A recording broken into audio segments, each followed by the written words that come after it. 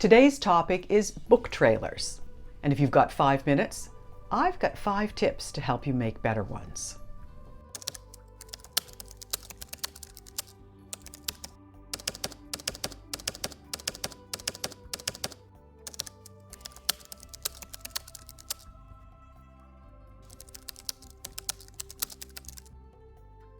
I don't know about you, but I love a good book trailer. And by good, I don't mean expensive.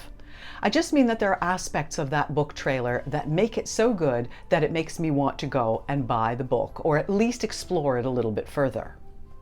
A good book trailer will capture my imagination or make me want to learn something more if it's a non-fiction book. But it has to be 2 things. It has to be visually stimulating and it has to be tight. Over the years, I've tried to do some research about the value of book trailers in terms of marketing a book. And there really isn't very much literature on that if I can't find the data. But in spite of that, I think that there are some things that book trailers can accomplish. A book trailer can be your calling card to book bloggers, to agents, to editors, and to readers. I have book trailers for all of my books. They're just fun and they are useful under some circumstances.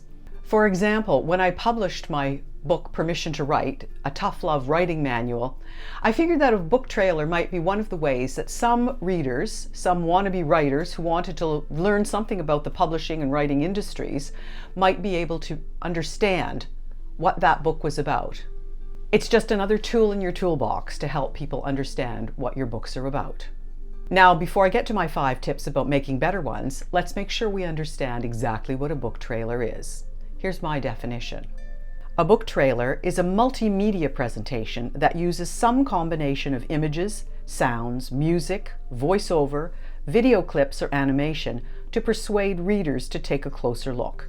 It's a mini movie. Now for my 5 tips about how to make a good one.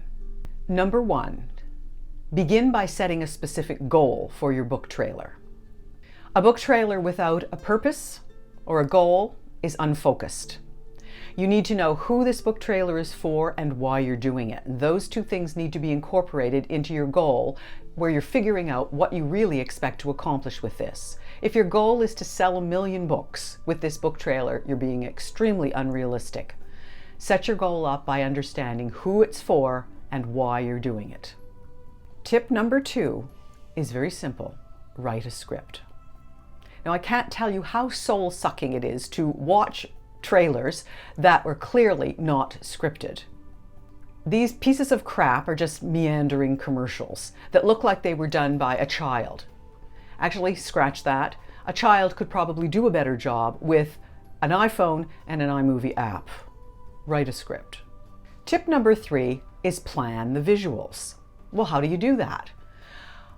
I want to make sure that you understand what your script should look like. There is a specific format for scripts for trailers that I recommend that you use, and it's a script format that resembles what documentary makers would use for a script.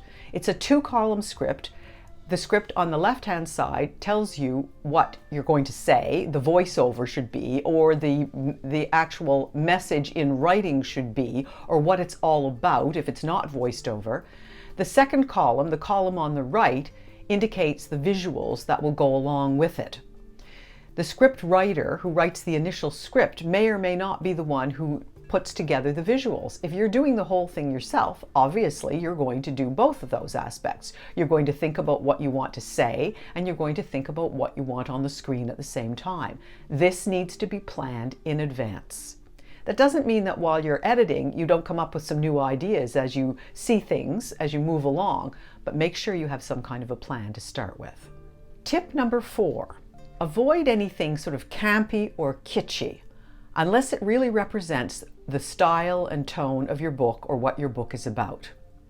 I think there are too many writers and too many book trailer makers who put in too many gimmicks into book trailers.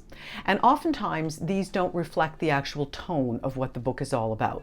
So avoid gimmicky kinds of things and avoid those kitschy things unless you're writing a very kitschy book. Tip number 5 is keep it the right length. Okay, what is the right length? There are no hard and fast rules when it comes to book trailers, but over the years I've developed kind of a bit of experience with this, and there is some kind of a sweet spot. Something that's only 20 seconds long, for example, is a teaser. Teasers can be very useful, particularly for book launch day, for example, but it is only a teaser. 4 minutes, and you're really into having a mini movie. Well, you don't want that. So somewhere in between 20 seconds and 4 minutes is probably a good spot. Something under 2 minutes, or very close to 2 minutes, is probably ideal. And of course, I have a bonus tip today.